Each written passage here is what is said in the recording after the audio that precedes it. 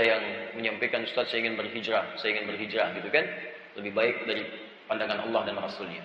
Apa yang pertama harus dilakukan? Satu, mantapkan tauhid dan akhlak. Ingat bersamaan. Jadi ketika belajar tauhid, belajar juga akhlak. Tidak terputus di sini. Hati-hati ya, hati-hati. Sekarang saya lihat ada miss sini. Ya, tauhid, pendidikan yang mengenalkan kita dengan Allah, sehingga merasakan kedekatan dengan Allah Subhanahu wa taala, seakan-akan kita merasa setiap tindakan kita diawasi oleh Allah Subhanahu wa taala. Merasa. Antum pulanglah ke rumah. Lihat baik-baik di rumah.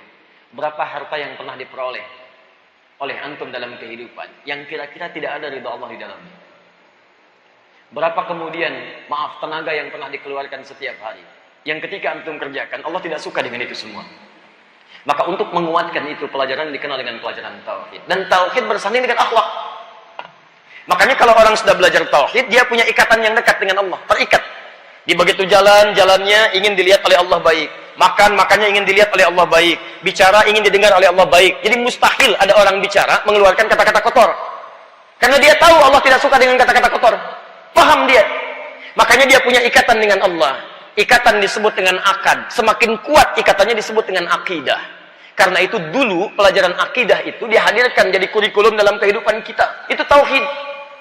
Dan ketika diajarkan akidah, akhlaknya muncul. Makanya dulu ada pelajaran akidah akhlak. Silakan cek.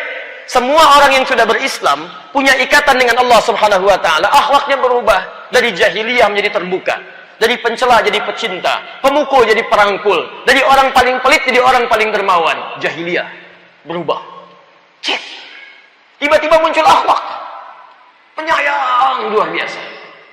Nah, sekarang coba antum lihat baik-baik.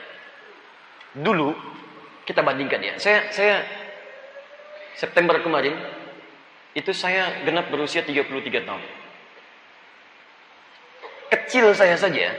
Ini maksud saya rentang usia saya yang masih begini. Waktu kecil masih mengalami pendidikan akidah akhlak, masih belajar, Pak. Bahkan masih hafal kitabnya. Yang paling menarik, ketika akidah akhlak diajarkan di sekolah-sekolah, saya tidak pernah dapati ada anak SD bakar kelas. Anak SD pukul kawannya sampai meninggal. Anak SD perkosa temannya. Anak SD sampai merokok. Saya nggak temukan, Pak. Hampir umumnya nggak saya temukan. Susah. Sekarang perhatikan baik-baik. Nampaknya ada semacam usaha-usaha untuk menghilangkan nilai-nilai itu melekat kuat dalam kehidupan kita. Mulai digeser. Silahkan cek. Masih ada nggak sekarang akidah akhlak? Berubah. Sebagian tempat sudah berganti. Pendidikan karakter. Semakin diajarkan pendidikan karakter, semakin tidak berkarakter. Ada yang udah bully, ada yang pukul orang, ada yang bunuh orang, ada yang macam-macam. Bukan pendidikannya yang salah. Barangkali beberapa turunan untuk mengajarkannya ada yang tidak tepat. Pendidikan multikulturalisme ini yang paling bahaya. Paling bahaya. Dulu orang diajarkan untuk menghormati agama dengan cara tidak menyinggung agama lain.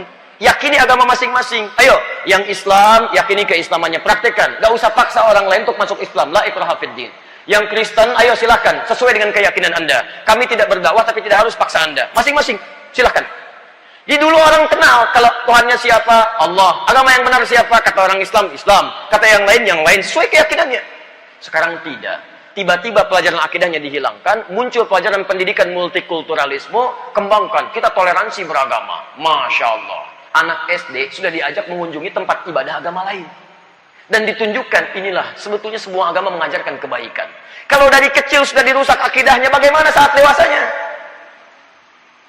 Kan negara kita itu menjamin kemerdekaan. Tiap-tiap penduduk memeluk agamanya masing-masing. Pasal 29 ayat 2. Negara menjamin kemerdekaan penduduk, tiap-tiap penduduk untuk memeluk agamanya masing-masing. Lihat kalimatnya. Ada. Negara menjamin kemerdekaan tiap-tiap penduduk untuk memeluk agamanya masing-masing dan beribadah menurut agama dan kepercayaannya itu. Lihat, dijamin. Anda yang muslim, yakini dengan keislamannya. Anda yang non-muslim, silahkan yakini. Kami tidak paksa. Jadi sebetulnya toleransi terindah itu zero tolerance. Itu yang paling bagus. Jangan saling mencampuri, antum pun nggak boleh ganggu ya. Awas. Kalau ada teman-teman kita misalnya, dalam kebangsaan, dalam kehidupan, misal, sedang ibadah di tempat ibadahnya, nggak boleh ganggu. Dosa antum. Nggak boleh. Di samping ini ada pura. Sampingnya ada gereja. Ketika tiba masa untuk ibadah yang diyakini oleh mereka, biarkan aja. Dakwah tugas kita, tapi mengganggu nggak boleh. Makanya dulu ketika itu dipraktekkan dengan baik, ketat dengan baik, itu biasa-biasa aja. Tidak ada gitu. Terorisme itu bukan urusan agama. Itu yang nembak di Las Vegas itu. Pedok. Ya. Pernahkah disebut sebagai teroris? Tidak. Karena sekarang dikesankan terorisme itu lekat dengan agama, itu yang keliru. Yang ingin saya sampaikan teman-teman sekalian, ketika dulu kita mendapatkan pelajaran akidah akhlak, akidah kita kuat, akhlak kita baik. Singgungan-singgungan itu hampir nggak ada. Saya belum pernah dapatkan ada orang berantem antara Kristen misalnya dengan Islam. Dulu, hampir jarang sekali, tipis kecil. Silahkan cek. Hindu, Buddha, macam-macam. Hidupnya biasa-biasa aja. Ini sekarang ketika pelajaran akidah akhlak sudah nggak ada, bahkan yang paling menarik, akidah masih ada, tauhid, akhlaknya nggak ada. Yang paling aneh, semakin belajar akidah, semakin kuat tauhidnya, tapi akhlaknya nggak ada. Katanya antum kajian tauhid, tapi begitu keluar dari kajian tauhid, celah orang, celah sini, celah sana.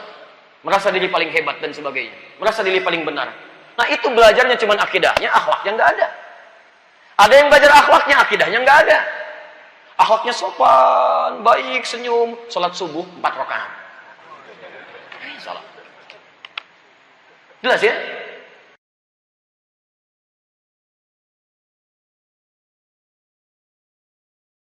Akidahnya nggak ada.